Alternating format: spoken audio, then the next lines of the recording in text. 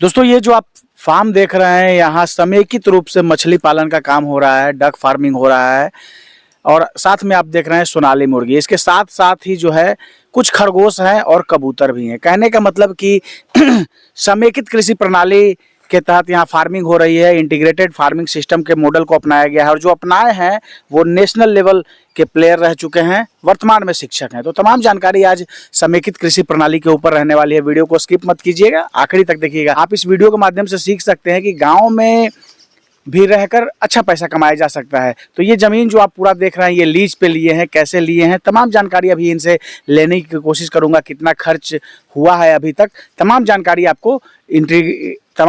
आपको integrated farming system model के ऊपर मिलने वाली है। वीडियो को स्किप मत कीजिएगा, आखिरी तक देखिएगा। तो आइए दोस्तों, देर न करते हुए वीडियो शुरू करते हैं। वीडियो शुरू करने से पहले एक रिक्वेस्ट है कि अगर वीडियो पसंद आए तो एक लाइक जरूर करिएगा, चैनल पर नए तो सब्सक्राइब कीजिएगा।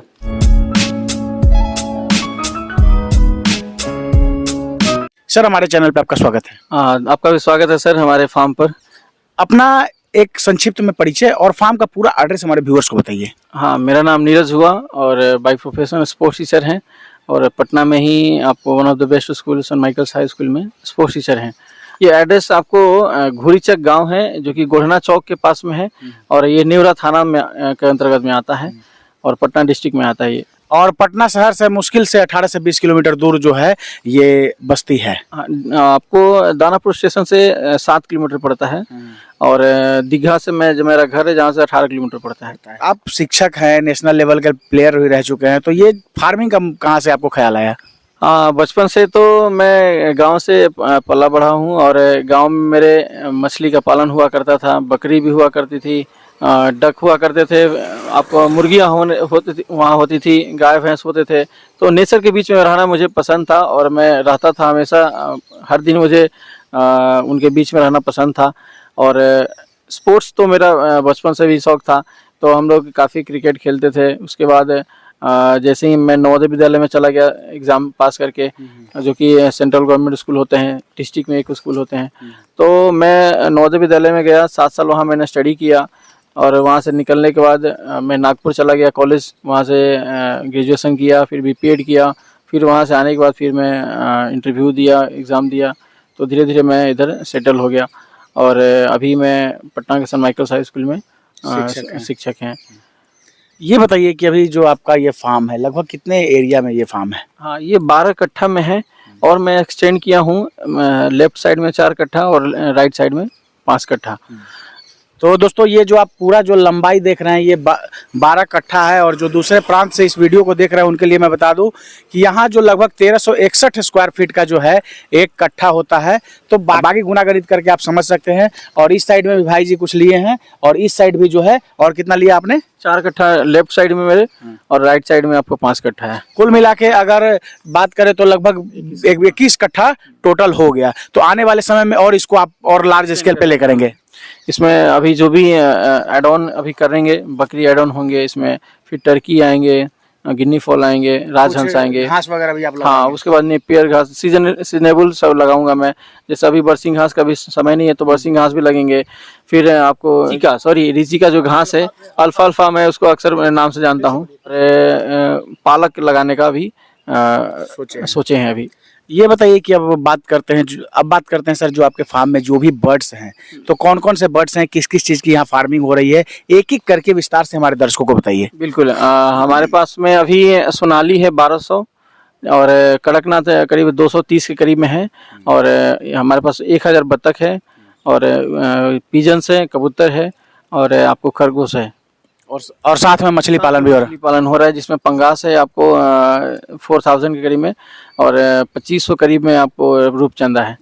तो ये जो एरिया है लगभग जो मछली पालन का हो रहा है, ये कितना एरिया है? 8 कट्ठा में आपका पौंड है और 4 बाहर भीतर मिला के 6 कट्ठा में आपको इंटरनल है, पानी का एरिया है, जल का। हाँ, इंटरनल जो है आपको 6 कट्ठा में, बाहरी टोटल लेकर 8 कट्ठा में है और 4 कट्ठा में आपको वो फार्म है सब।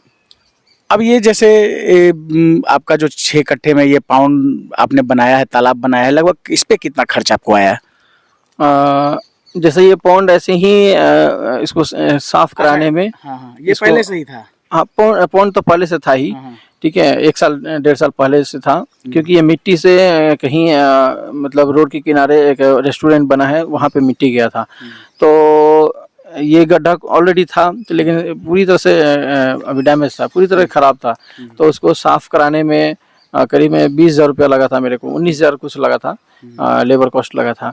तो सारा मिट्टी को मैंने निकलवाया, पानी को सुखवाया, फिर मैंने छिड़काव में जो भी प्रोसेस होता है, चूना छिड़काव से लेकर फिर पानी धीरे धीरे मैंने डाला, फिर इसमें जीरा डाला मैंने। तो लगभग 6 कट्ठा है, तो जिस हिसाब से आपके पास मछली है उससे कहीं ज़्यादा आपके पास बत्तख है इसमें। हाँ, थोड़ा सा मेरे से गलतियां हो गई है। जैसे मैंने प्रोजेक्ट बनाया था, बतख 200 पीस मैंने रखने के लिए सोचा था, मेरा जो प्रोजेक्ट बना के रखा था मैंने, लेकिन कहिए दुर्भाग्य कहिए या ऐसा इंसान मिले जो मेरे को चिपका दिए कहिए, या जो भी कहिए, मतलब वो मेरे को बेवकूफ़ बना दिए, उल्लू बना दिए। वो उन्होंने बोला मैं सपोर्ट करूंगा, आप फिलहाल ले जाइए, मैं आपको सेल कराने में सपोर्ट करूंगा, लेकिन अभी तक उन्होंने कोई रिस्पांस नहीं दिया है, पॉजिटिव रिस्पांस नहीं दिया है। लेकिन मैं अभी उनसे बात करूंगा कि आपने जुबान दिया था ऐसा ऐसा, लेकिन आप अपने बात पे खड़े नहीं उतर रहे हैं, तो मैं उनसे बातचीत करूंगा एक बार कि आपने जुबान दिया था। और ये आपको मार्च में स्टार्टअप हुआ था, 1 मार्च से मैंने शुरू किया था ये फार्म की शुरुआत। हाँ, 1 मार्च को बनना शुरू हो गया था, सफाई सब हो गया था, और पूरे 1 मंथ में पूरा सेटअप हो गया था। 1 अप्रैल को मैंने मछली का जीरा डाल दिया था, और 7 अप्रैल को सोनाली और कड़कनाथ आ गए थे।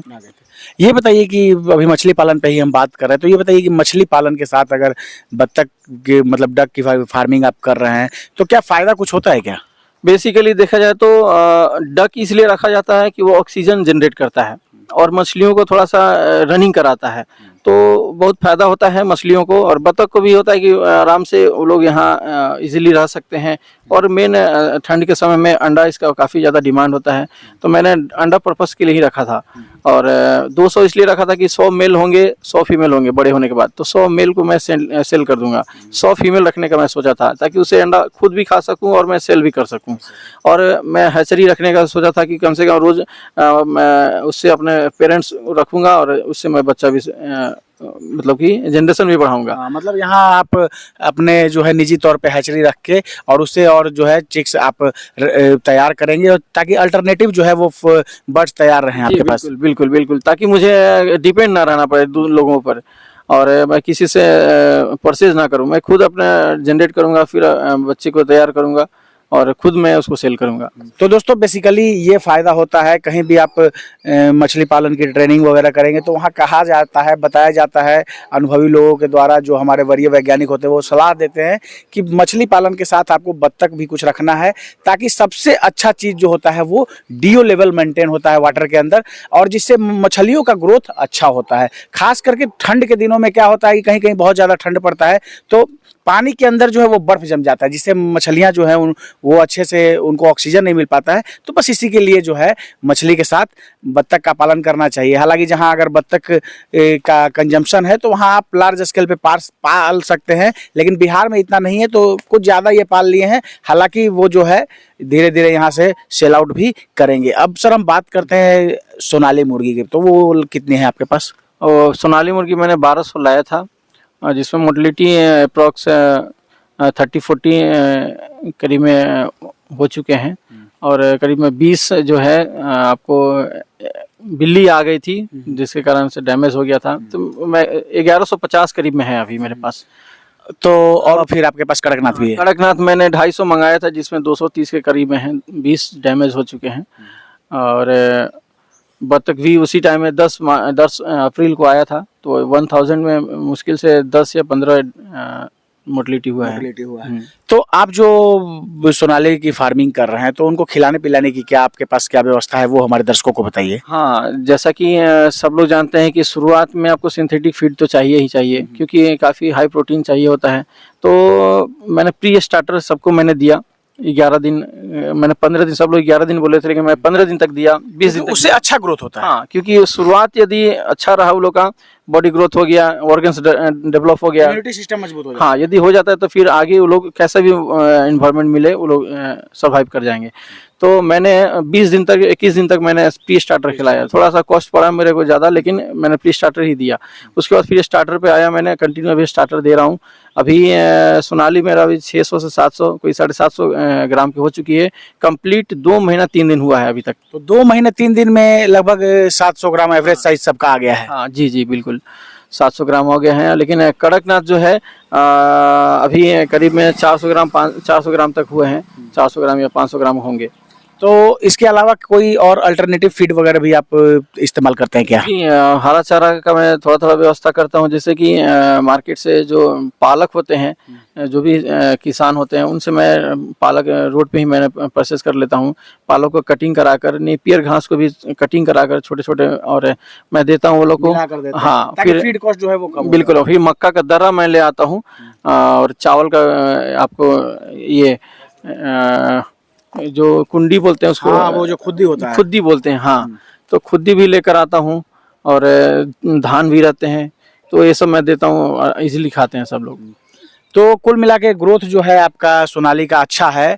2 महीने में अगर इस तरह का साइज हो गया तो एक तरह से अच्छा माना जाएगा। बिल्कुल, मैंने क्योंकि फ्री रेंज में भी मैंने रखा है, और उस वो लोग के लिए स्पेस मैंने दिया है, करीब 2-3 गट्ठा वो लोग का स्पेस हो जाता है टालने के लिए, हाँ, ताकि उससे भी उनका जो शारीरिक व्यायाम है, शारीरिक, हाँ, क्योंकि किसी इंसान को एक रूम में कितना भी खाना दीजिए वो स्वस्थ नहीं रह सकता है। उसको जब तक वो टहलेगा नहीं, तो मूवमेंट नहीं करेगा, तो उसके शरीर में कोई चेंजेस नहीं आएगा।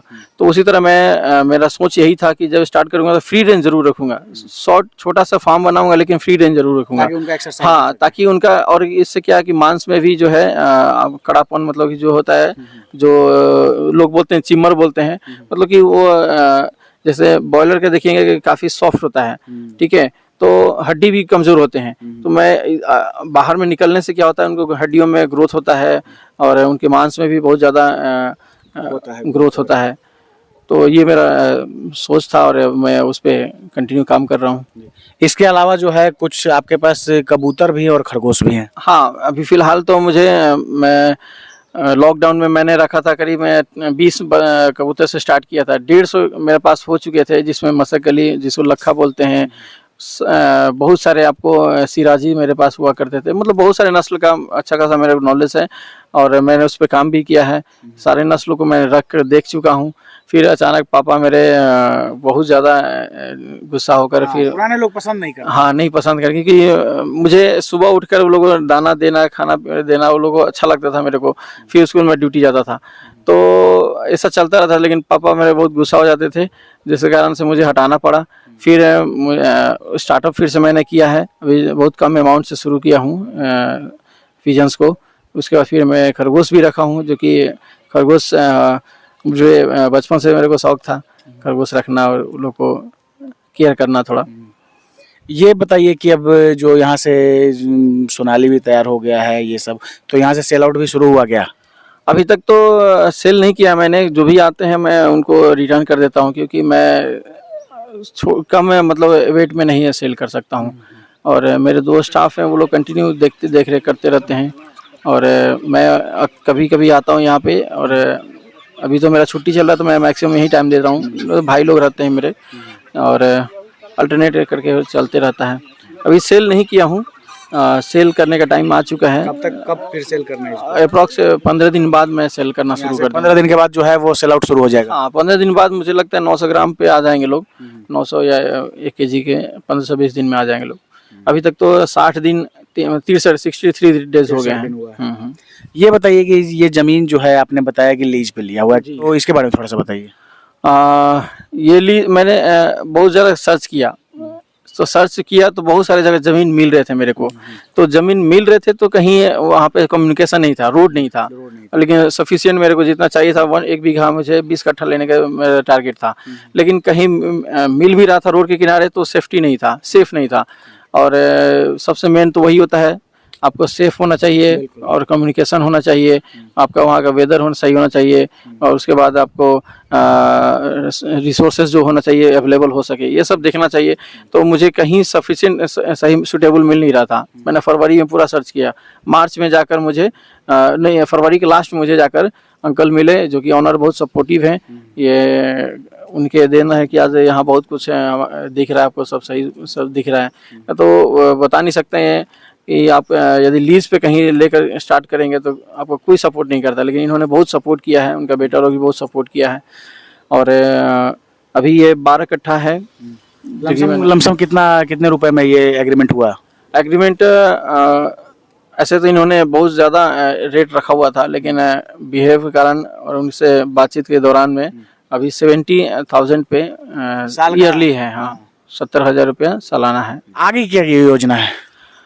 आगे योजना है कि मुझे जो आप देख रहे हैं वहाँ पे कराकट लगने वाला है, सब पिलर लगा हुआ है, लेकिन उसमें बकरी का फार्म खुलेगा, गुड फार्मिंग होगी, उसमें टर्की आएंगे, उसके बाद आपको गिन्नी फॉल आएंगे, उसके बाद आपको राजहंस आएंगे। हाँ, और इसको लार्ज स्केल पे और एक्सटेंड करना है। बहुत बहुत धन्यवाद समय देने के लिए और जानकारी देने के लिए। Thank you so much sir आपका, और आप हमारे फार्म पर आए और बहुत अच्छा लगा आप लोग से बात करके। दोस्तों, ये हैं नीरज सर, अध्यापक भी हैं और नेशनल लेवल के प्लेयर भी रह चुके हैं। काफ़ी अच्छा सर का फार्म चल रहा है और लगभग यहाँ सब कुछ तैयार है। 10 से 15 दिनों में यहाँ से सेल आउट भी शुरू होगा। दोस्तों, आशा है ये वीडियो आप सबको काफ़ी पसंद आई होगी। आपकी सहूलियत के लिए ये मैंने सर का नंबर दे दिया है। अगर इस तरह के फार्मिंग से संबंधित कुछ जानकारी चाहिए आपको तो आप कॉल करके इनसे बेहतर तरीके से और बात करके चीज़ों को समझ सकते हैं। दोस्तों, आशा ये वीडियो आप सबको काफ़ी पसंद आई होगी। अगर पसंद आए तो एक लाइक जरूर करिएगा, चैनल पर नए तो सब्सक्राइब कीजिएगा। Thank you for watching.